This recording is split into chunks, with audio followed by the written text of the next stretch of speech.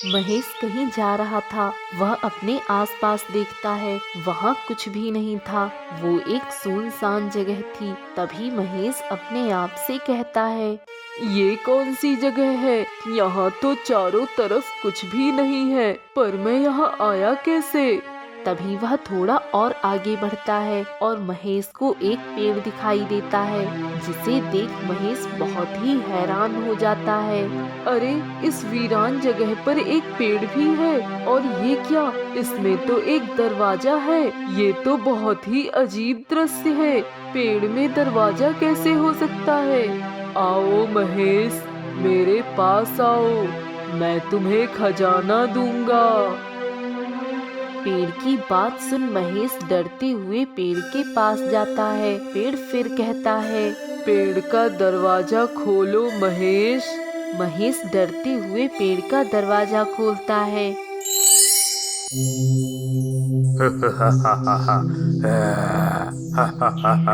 अब मैं तुम्हें खाऊंगा।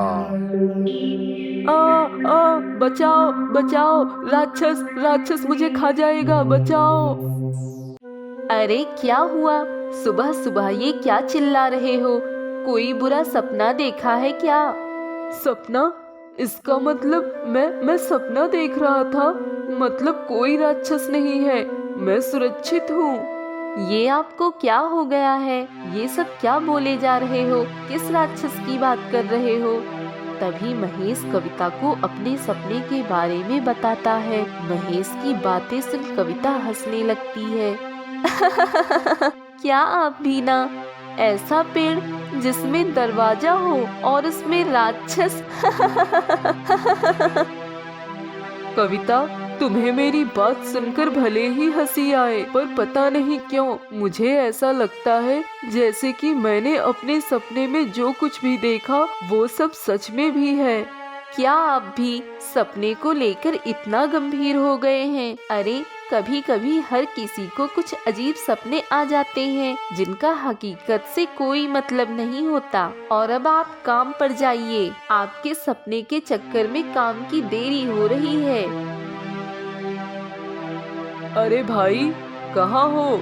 आज काम पर नहीं चलना क्या? देखो, अब तो मदन भैया भी आपको बुलाने आ गए। अच्छा तो ठीक है, अभी मैं काम पर जाता हूँ। महेश मदन के साथ काम पर जाते हुए मदन को अपने सपने के बारे में बताता है। मदन भी महेश की बातें सुन खूब हंसता है। क्या महेश, तू भी ना? एक सपना ही तो था। ऐसा भी सपना कहीं सच होता है क्या? पेड़ में दरवाजा, जिसके अंदर खजाना और राक्षस हो। मुझे तो ये सब सुनकर ही हंसी आ रही है। महेश सोचता है कि कोई उसकी बातों पर यकीन क्यों नहीं कर रहा। फैक्ट्री में काम करते हुए भी वह अपने सपनों के बारे में ही सोच रहा होता है। तभी वह काम से छुट्टी ले लेता है और जंगल की ओर निकल जाता है। चलते चलते वह जंगल की एक गुफा के पास आता है। हाँ, यही गुफा थी। इसी को मैंने अपने सपने में देखा था, जिसके अंदर जाकर मैं उस जगह पहुंचा था। महेश उस गुफा के अंदर जाता है और गुफा के अंदर जाते ही वह उसी वीरान सुनसान जगह पर आ जाता है। यही तो जगह थी वो, जो मैंने अपने सपने में देखी थी। यही कहीं वह पेड़ भी होगा। महेश थोड़ा आगे जाकर देखता है और उसे वह पेड़ भी मिल जाता है, और उस पेड़ में बिल्कुल वैसा ही दरवाजा होता है। महेश यह देखकर बहुत खुश होता है। हाँ, यही पेड़ है। ये सब कुछ तो बिल्कुल मेरे सपने जैसा ही है।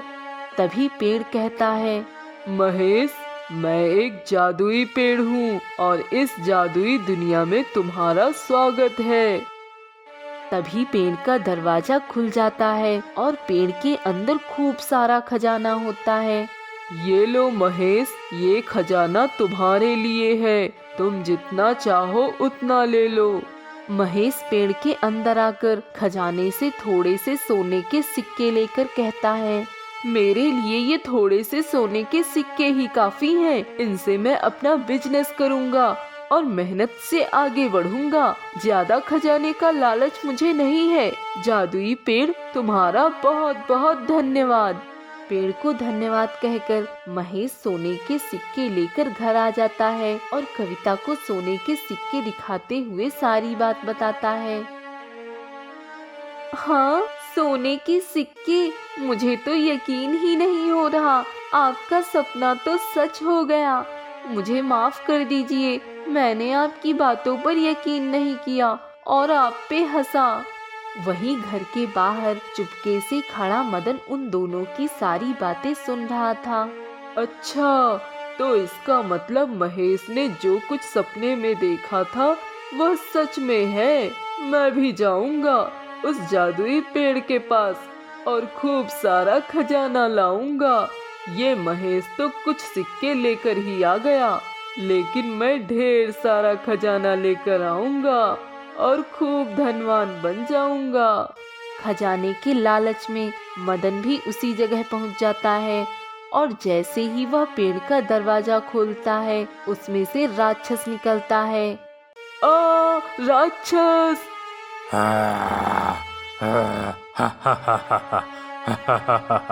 लालची व्यक्ति, अब मैं तुझे खाऊंगा।